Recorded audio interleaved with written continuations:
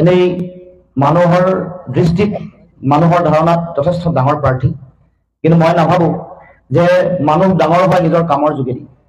কিন্তু যেতিয়া কাম কৰিব নোৱাৰে তেতিয়া যিমান ডাঙৰ পোষ্টত নাথাকক লাগিলে, মানুহে যি আসনত নাথাকক লাগিলে, আপোনালোক য'ত আছে এই চাবুৱা অঞ্চলৰ পৰা অলপ দূৰত থকা ৰহমৰীয়াৰ গৰাখহনীয়া সমাধান কৰিব নোৱাৰিলে, অথচ ৰহমৰীয়া গৰাখহনীয়া বাদ দিলোঁ। তেওঁৰ ঘৰৰ ওচৰত থকা মুলুক গাঁৱৰ অলপ দূৰত যিটো গৰাখহনীয়া, এইটোকে তেওঁ সমাধান কৰিব নোৱাৰিলে। গৰাখহনীয়া ৰোধ কৰিবৰ কাৰণে যিটো টকা আহিছিলে সেইটোৱে ব্যৱহাৰ কৰিব নোৱাৰা প্ৰাৰ্থী অসমৰ মুখ্যমন্ত্ৰী এইবাৰ বিজেপি দলৰ প্ৰাৰ্থী।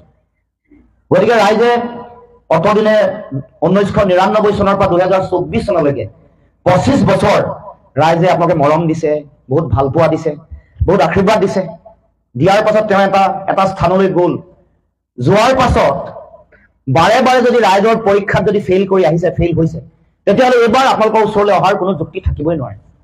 মানে ৰাইজৰ পৰীক্ষা মানে যেতিয়া কাহ জাপি দিয়াৰ সময়ত এটা জাতিক হত্যা কৰিব বিচৰা এখন আইন জাপি দিছে আৰু মনে মনে আছে, আৰু তাৰপিছতো আপোনালোকে তেওঁক নেতা বুলি কয়। 5 গৰাকী বীৰ আমাৰ ডেকা যুৱকক গুলীয়াই মাৰি শ্বহীদ কৰিলে। তেওঁলোকৰ তেজেৰে অসমৰ আকাশ বতাহ চাৰিওফালে এটা ভয়াৱহ পৰিৱেশ হ'ল, মানে শ্বহীদৰ তেজেৰে তুমুৰলি হ'ল সমগ্ৰ অসমৰ আকাশ বতাহ। তাৰ পাছতো আপোনালোকে তেওঁকে নেতা বুলি যদি ভাবে, মই ভাবোঁ যে এইটো জাতীয় জীৱনৰ কাৰণে বিড়ম্বনা হ'ব। আৰু মই ভাবোঁ যে সাম্প্ৰতিক সময়ত অসমৰ জাতীয় জীৱনক যিসকলে আটাইতকৈ বেছি অন্যায় কৰিছে, যিসকল ৰাজনৈতিক ব্যক্তিয়ে, তাৰ ভিতৰত যদি তালিকাভুক্ত কৰে, যদি ৰেংক মেট্ৰিক হায়াৰ ছেকেণ্ডেৰীত ষ্টেণ্ড কৰা ৰেংক আহে, এনেকে যদি অসমক অন্যায় কৰা মানুহৰ তালিকা বনাই 1 নম্বৰত সৰ্বানন্দ সোণোৱাল। 1 নম্বৰ সৰ্বানন্দ সোণোৱাল। কাহ জাপি দিছে, 6 জনগোষ্ঠীৰ জনজাতিকৰণ কৰিব পৰা নাই, 5 গৰাকী শ্বহীদক হত্যা কৰিছে, ৰহমৰীয়াক ৰক্ষা কৰিব পৰা নাই, তেওঁৰ নিজৰ যিখন গাঁও আছে গাঁওখনকে ৰক্ষা কৰিব পৰা নাই, নিজৰ স্কুল গৰাখহনীয়াত গ'ল। গতিকে এয়া হ'ল আৰু কম নেকি উদাহৰণ, আৰু দিম নেকি? ঘৰলৈ যোৱা দলং তেওঁ মুখ্যমন্ত্ৰী থাকোঁতে আধাৰ লাভ কৰিছিল। তেওঁ মুখ্যমন্ত্ৰী শাসন শেষ হ'ল, কেন্দ্ৰীয় মন্ত্ৰী ডাঙৰ মন্ত্ৰী হ'ল, তেওঁৰ দলং কিন্তু সম্পূৰ্ণ নহ'ল, দলং নবনিলে। গতিকে মুলুক গাঁৱৰ মানে যিগৰাকী কি বুলি কয় গাঁৱত মতা নামটো, মুলুক গাঁৱৰ কুকৈ হৈ থকা নাই, দিল্লীলৈ গৈ সকলো পাহৰিলে। মুলুক গাঁৱৰ কুকৈ এতিয়া গাঁৱৰ সেই মাটি পানী খচি গছকি আমাৰ ডনবস্কত পঢ়িবলৈ যোৱা, কানৈত পঢ়িবলৈ যোৱা, ডিব্ৰুগড়ত পঢ়িবলৈ যোৱা সেই কুকৈ হৈ থকা নাই। কুকৈ এতিয়া ডাঙৰ হ'ল, চেহাব হৈ আমাক সকলোকে পিঠি দিলে। আমাৰ ওচৰৰ দিনজয় সত্ৰ বোলে 12 বছৰ অহা নাই। মই বোলো আচৰিত কথা, দিনজয় সত্ৰৰ সত্ৰাধিকাৰ প্ৰভুৱে পঢ়াইছিলে তেওঁ, হয় নহয়? আৰু তাতোকৈ ডাঙৰ কথা, মই আচৰিত কথা, এইটো মোৰ দুখ লাগে কৈ, যে আমাৰ অসমৰ জাতীয় জীৱনৰ সমাজ জীৱনৰ এগৰাকী মহান গুৰু শ্ৰী শ্ৰী অনিৰুদ্ধদেৱৰ নামত এখন বিশ্ববিদ্যালয় খুলিলে, শ্ৰী শ্ৰী অনিৰুদ্ধদেৱ ক্ৰীড়া বিশ্ববিদ্যালয়। মানুহৰ প্ৰবল আশা আছিলে, আবেগ আছিলে যে ক্ৰীড়া বিশ্ববিদ্যালয় এনেও যিটুকুৰা ঠাইত খুলিছে তেওঁৰ ঘৰৰ পৰা 5 কিলোমিটাৰ ব্যাসাৰ্ধ, আৰু এই অঞ্চলটো এনেও ফুটবল খেলৰ কাৰণে বিখ্যাত। ইয়াত বাবুল ফুকনৰ জন্ম, ৰেৱতী ফুকনৰ জন্ম, ৰুদ্ৰ ফুকনৰ জন্ম, সদা ফুকনৰ জন্ম, ডম্বৰু খনিকৰ জন্ম, নহয় জানো? এইবোৰ চব ফুটবলাৰ ইয়াৰ পৰাই জন্ম। আৰু য'ত খুলিছে আমি চবেই ভাবিছিলো যে বিৰাট সাংঘাতিক এটা ডাঙৰ কাম কৰিলে দেই, কিন্তু পিছতহে গম পালো এইটো এটা ডাঙৰ টুপি। আৰু মই কৈছো যে মোৰ বেয়া লাগিছে এইটোৱেই যে এই গোটেই কথাটো আমাৰ শ্ৰী শ্ৰী অনিৰুদ্ধদেৱৰ প্ৰতি অপমান নহয়নে ৰাইজ? হয় নহয় কওক? যদি নোৱাৰা তেতিয়াহ'লে অনিৰুদ্ধদেৱৰ নাম দিব নালাগিছিল। এনে কৈ দিয়ক ক্ৰীড়া বিশ্ববিদ্যালয়, অসম ক্ৰীড়া বিশ্ববিদ্যালয় ক'লেও আপত্তি কৰিব লগা নাই। এগৰাকী জাতীয় জীৱনৰ মনীষীৰ নামত, মহাপুৰুষ শ্ৰীমন্ত শংকৰদেৱৰ নামত যদি বিশ্ববিদ্যালয় কৰি যদি এচপৰাও মাটি নেপেলোৱাকে যদি ৰাখে, স্বৰ্গদেউ চাওলুং চুকাফাৰ নামত যদি এটা সাংস্কৃতিক প্ৰকল্প যদি বনাই পিনে পেলাই থয়, এইটো কেনেকুৱা ধৰণৰ কথা বাৰু কওকচোন? ই শ্ৰী শ্ৰী অনিৰুদ্ধদেৱৰ প্ৰতি অপমান হয়নে নহয় কওক? মই ভাবোঁ, মই অপমান বুলি অনুভৱ কৰিছোঁ। গতিকে এইটো মানে মানুহৰ অক্ষমতা, ইনকেপেবিলিটিৰ উদাহৰণ ইয়াতকৈ ডাঙৰ আৰু একো থাকিব নোৱাৰে। কিমান কম, এটাও মানে তেওঁৰ দিনৰ ভিজন ডকুমেণ্ট এটা পৃষ্ঠা উলিয়াওক, এটা পইণ্ট, এটা শব্দ, প্ৰতিটো শব্দৰ কাউণ্টাৰ দিব পৰাকে তথ্য পাতি উত্তৰ মোৰ লগত আছে। সৰ্বানন্দ সোণোৱালে যদি মুকলিমূৰীয়াকে মুলুক গাঁৱৰ খেলপথাৰত যদি অপেন ডিবেট কৰে, মই তেওঁৰ ভিজন ডকুমেণ্ট দৃষ্টিপত্ৰ লৈ তেওঁ প্ৰত্যাহ্বান জনাইছো এটা এটা পইণ্ট জাতি মাটি ভেটি বানমুক্ত অসম বিদেশী মুক্ত অসম দুৰ্নীতিমুক্ত অসম গাঁৱলৈ 98% গাঁৱলৈ জলসিঞ্চনৰ ব্যৱস্থা গাঁৱে গাঁৱে ধান ক্ৰয় কেন্দ্ৰ হ'ব ধান ক্ৰয় কেন্দ্ৰত চৰকাৰী ৰেট 2240 টকা পাব আমাৰ শ্ৰমিকসকলে 351 টকা দিন মজুৰি পাব এইবোৰ সব ডিবেট কৰিবলৈ ৰেডি আছো এতিয়া একো হাতত তথ্য নাই ৰিপৰ্ট কাৰ্ড জিৰ' ৰাইজে দিয়া মৰম আৰু আশীৰ্বাদ ভাল পোৱাৰ ওজন যিমান বেছি ৰাইজক জনতাক দিয়া প্ৰতিদান মহা শূন্য ডাঙৰ এটা বিশাল শূন্য তাৰ বিপৰীতে কাহ দিছে শ্বহীদ দিলে জাতিক গতিকে ৰাইজ এতিয়া ৰাইজৰ ওচৰলৈ আহোঁতে সেইকাৰণে মিছা কথাই লৈ ৰাখিব লগা হৈছে এতিয়া হিতাধিকাৰী আমাৰ ভোট দিব বুলি কৈছে মই কৈছো যে হিতাধিকাৰীসকল যিসকলে আঁচনিৰ ধন পাইছে জনকল্যাণকামী চৰকাৰ এখনৰ দায়িত্ব আঁচনিৰ ধন দিয়া কমকে দিছে বেছিকে দিব লাগে কিন্তু এই যে ভোট পাম বুলি কৈছে ভোট পাম বুলি কোৱাৰ লগে লগে সেইসকল আঁচনিৰ ধন পোৱাসকলৰ প্ৰতি অপমান হয় নহয় কাৰণ তেওঁলোকতো বিজেপিৰ নিকিলা গোলাম নহয় কাৰণ পইচা দিওঁতে বিজেপিৰ এই যে ইলেক্ট্ৰেল বণ্ডৰ টকাৰে যে তেওঁলোকৰ একাউণ্ট বিজেপিৰ একাউণ্ট যে ডাঙৰ কৰিছে আটাইতকৈ পৃথিৱীৰ ডাঙৰ শ্ৰেষ্ঠ চান্দা পাৰ্টি বিজেপি পৃথিৱীৰ আটাইতকৈ ডাঙৰ চান্দা পাৰ্টি শ্ৰেষ্ঠ চান্দা পাৰ্টি বিজেপি তেওঁলোকৰ চান্দাই পইচা আপোনালোকক নাই দিয়া পইচা দিছে আপোনাৰ মোৰ টকা পইচা আমি দিয়া কৰ কাতলৰ টকা পইচা গতিকে মই ক'ব খোজা কথা এইটোৱে যে আমাৰ আঁচনিৰ ধন পোৱা মানুহসকল তেওঁলোক বিজেপিৰ নিকিনা গোলাম নহয় তেওঁলোকে ইচ্ছামতে অৰুণোদয় আঁচনিৰ ধন পালে বুলি বিজেপিক ভোট দিব মই এইকাৰণে কৈছো আঁচনিৰ ধন ল'ব এইবোৰ ৰাইজৰ ধন এইবোৰ ভৱেন বৰুৱা মই দিয়া প্ৰাঞ্জল গাটুৱাই দিয়া বলীন্দ্ৰ শইকীয়াই দিয়া আপোনালোকে দিয়া টেক্স কৰ কাতল মাটিৰ খাজানা বিদ্যুতৰ মাচুল যে 9 বাৰ বাঢ়িছে তাৰ টকা পইচাৰ ধন ৰাইজ সৰ্বানন্দ সোণোৱালৰ মাক দেউতাকে কৰি থৈ যোৱা ফিক্সড ডিপজিটৰ ইণ্টাৰেষ্টৰ পইচাও দিয়া নাই হিমন্ত বিশ্ব শৰ্মাই ঘটা মাক বাপেকৰ টকা পইচাৰ বেংকৰ ছেভিংছৰ ইণ্টাৰেষ্টৰ পইচাও দিয়া নাই এয়া আপোনাৰ মোৰ টকা পইচা গতিকে এইকাৰণে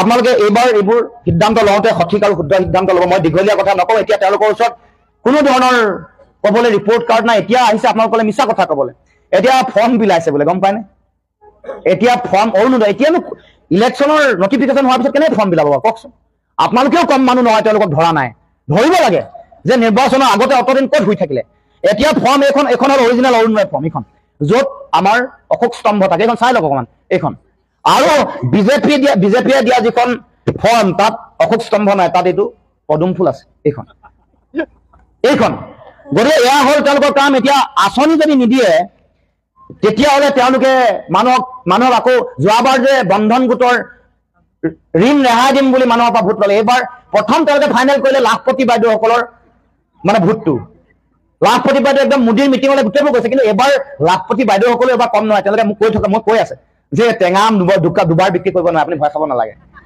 আমি গৈছো কাৰণ চেহেৰাটো দেখুৱাব লাগিব যদি দিয়েও ভৱিষ্যতে তেতিয়াহ'লে মুখখন নেদেখিলে নিদিবও পাৰে গতিকে আমি বৰকে আশা কৰা নাই টেঙাম যোৱাবাৰ বিক্ৰী কৰিলে বন্ধন গোটৰ বেংকৰ নামত এবাৰ দ্বিতীয়বাৰ টেঙাম বিক্ৰী কৰিবলৈ আহিছে মোক কৈছে প্ৰায়বোৰ মানুহে কৈছে গতিকে এইবাৰ আমি গৈছো ঠিকেই কিন্তু ভোট য'ত দিব লাগে তাতে দিম আৰু সেইকাৰণে ছেকেণ্ড এবাৰ সাধাৰণ সৰল মানুহক এইখন ফৰ্ম বিলাই এইখন গাঁৱৰ মানুহৰ ভোট ল'ব বিচাৰিছে আৰু আমাৰ ডেকা ল'ৰাসকলকো এৰি দিয়া নাই তেওঁলোকক স্কলাৰশ্বিপ দিম বুলি এনেকুৱা পদুম ফুল থকা ফৰ্ম বিলাই ফুৰিছে চাৰিওফালে ডেকা ল'ৰা ছোৱালীবোৰক তাৰ মানে তেওঁলোক হাৰিব বুলি জানে 100% হাৰিব বুলি জানে কাৰণে আগতে ৰামেশ্বৰ তেলী ডাঙৰীয়া টিকেটটো দিয়া নাই 10 গৰাকী বিধায়ক থকাৰ পাছতো 10 গৰাকী MLA 10টা সমষ্টিত আছে 2 গৰাকী কেন্দ্ৰীয় মন্ত্ৰী আছে 2 গৰাকী ৰাজ্য চৰকাৰ মন্ত্ৰী আছে তাৰ পাছতো তেলী ডাঙৰীয়াক টিকেটটো নিদিয়াৰ কাৰণটো এইটোৱে যে এইবাৰ ডিব্ৰুগড় ৰাইজে এটা মাইণ্ডছেট বনাই লৈছে এবাৰ বিজেপিৰ বিৰুদ্ধে ভোট দিম বুলি গাঁৱে ভূঞে বাগানে চহৰে নগৰে দুৰ্গম অঞ্চলত এবাৰ ৰাইজে ভোট দিব বুলি তেওঁলোকৰ ঢেৰ এজেঞ্চি থাকেতো চাৰ্ভে এজেঞ্চি ঢেৰ থাকে আগতে ইণ্ডিপেণ্ডেণ্ট যিবোৰ এজেঞ্চি আছিলে IB SB CBI NIA এইবোৰে ইনপুট আজিকালি তেওঁলোকক ডাইৰেক্ট দি থাকে যে ডিব্ৰুগড়ৰ সমষ্টিৰ অৱস্থা বেয়া এবাৰ হাৰিব দেই আপোনালোক সেইকাৰণে এবাৰ তেওঁলোকে সলনি কৰি সোণোৱালক দিছে সোণোৱাল দিলেও ভাবিছিলে অলপ দিন দিল্লীত আছেগে তেওঁ পুৰণা কথাবোৰ পাহৰি গৈছে কিন্তু এতিয়া লাহে লাহে চব কথা ওলাই আহিছে চব কথা ৰাইজে আলোচনা কৰিছে তেওঁ কি অন্যায় কৰিলে সেইবোৰ বিচাৰ বিশ্লেষণ গতিকে ৰাইজ মই মোৰ বক্তব্য সামৰিব খুজিছো আপোনালোকৰ সকলোৰে আশীৰ্বাদ বিচাৰিছো নিজৰ ল'ৰা বুলি আশীৰ্বাদ দিব আমাৰ বাগানৰ যিসকল ব্যক্তি আছে আপোনালোকক কৈছো যে আগতে যোৱাবাৰ 351 টকা দিম বুলি ঠগিলে আমি ৰাইজ বিৰোধী ঐক্যমঞ্চ হয় আমি এটা দাবী উত্থাপন কৰিম 351 টকাই নহয় যেনেকৈ ভাৰতবৰ্ষৰ বিভিন্ন ৰাজ্যত যেনেকৈ কেৰালাত 450 টকা দিয়ে সৰ্বভাৰতীয় স্তৰত চাহ শ্ৰমিকসকলৰ এটা ইকুৱেল তেওঁলোকৰ ৱেজেছ চিষ্টেম এটা থাকিব লাগে এইটো ডিমাণ্ড নেশ্যনেল লেভেলত থাকিব নেশ্যনেল লেভেলত আমি ইতিমধ্যে আমি মল্লিকাৰ্জুন খড়গে ডাঙৰীয়াক যেতিয়া লগ কৰিছো পত্ৰত এইটো কথা কৈছো যে সেইটো এটা ইছ্যু হ'ব লাগে অসমৰ কাৰণে এটা ডাঙৰ বিষয় চাহ বাগানৰ মানুহৰ মাটিৰ পট্টা দিম কৈছিল, গাঁৱৰ মানুহৰ মাটিৰ পট্টা দিম বুলি কৈছিল, ম্যাদী পট্টা ঘৰে ঘৰে দিম বুলি কৈছিল, নিদিলে। এইটো আমাৰ 26 চনত বিৰোধী ঐক্য মঞ্চৰ চৰকাৰ হলে ৰাইজে এইবোৰ ন্যায় পাব। তাৰ লগে লগে এতিয়া আপোনালোকৰ ওচৰতে টাটা হস্পিটেল, কিছুমান ডিৰিয়েল হস্পিটেল, এনেকুৱা ধৰণৰ যিবোৰ এইবোৰ গ্ৰুপ হস্পিটেল, জকাই এইবোৰ হস্পিটেল বন্ধ হৈছে। হস্পিটেলবোৰত, বাগানৰ হস্পিটেলত ডক্টৰ নাই, কম্পাউণ্ডাৰে চলায় সৰহভাগ। গতিকে এইবোৰ অন্যায়। ৱেলফেয়াৰ অফিচাৰ 50%, বাগানৰ 800খন বাগানৰ 50% ৱেলফেয়াৰ অফিচাৰ নাই।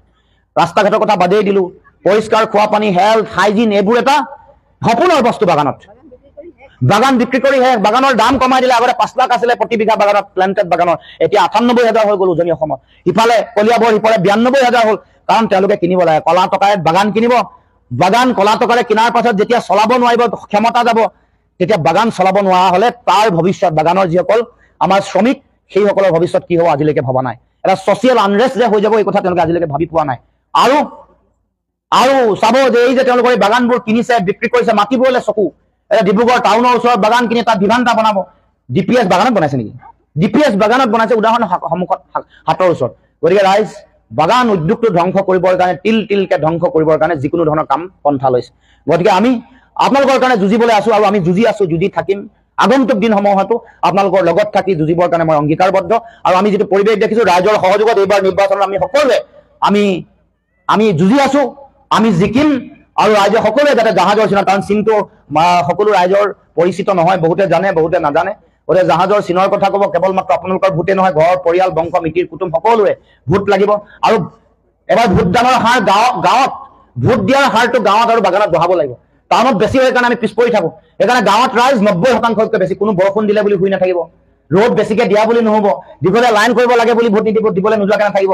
সকলোৱে ভোট দিবলৈ যাব, 90% পাৰ কৰিব লাগিব। মিটাৰ 90% পাৰ, 90% পাৰ কৰি দিব লাগিব। আৰু 90% মিটাৰ যদি পাৰ হৈ যায়, সোণোৱাল হওক, হিমন্ত বিশ্ব শৰ্মা হওক, নৰেন্দ্ৰ মোদী আহিলেও লুৰিণজ্যোতি গগৈ খুৱাব নোৱাৰে। মই সঁচা কথা কৈছো, ৰাইজে খালি বেছিকে ভোট দিয়া আৰম্ভ কৰক, সেইটোৱে সুযোগ লয়। তেওঁলোকৰ ভোট বেংকবোৰ গাড়ী চাৰি তুলি নি দিয়াই, যাৰ ফলত আমাৰ যিসকল মানুহ জেনুইন মানুহ আছে, যিসকলে জানে, যিসকলৰ প্ৰতিবাদী সত্তা আছে, সেইবোৰ ৰাইজে আলোচনা বিলোচনা কৰি ফেচবুকত, আজিকালি ফেচবুক আৰু গাঁৱত হোৱা আলোচনাৰ মাজতে গোটেই কথা বতৰা শেষ, মূল কামটো নকৰে। মূল কামটো EVM-ৰ বুকুত কৰিব লাগিব। এইবাৰ সকলোকে আহ্বান জনাইছো, সকলোৱে যাতে ভোটদান কৰে। সকলোকে ধন্যবাদ জনাই, শ্ৰদ্ধা সেৱা জনাই, সকলোৰে পৰা আশীৰ্বাদ আৰু বহুমূলীয়া ভোট বিচাৰি মই মোৰ বক্তব্য সামৰণি মাৰিছো। ধন্যবাদ।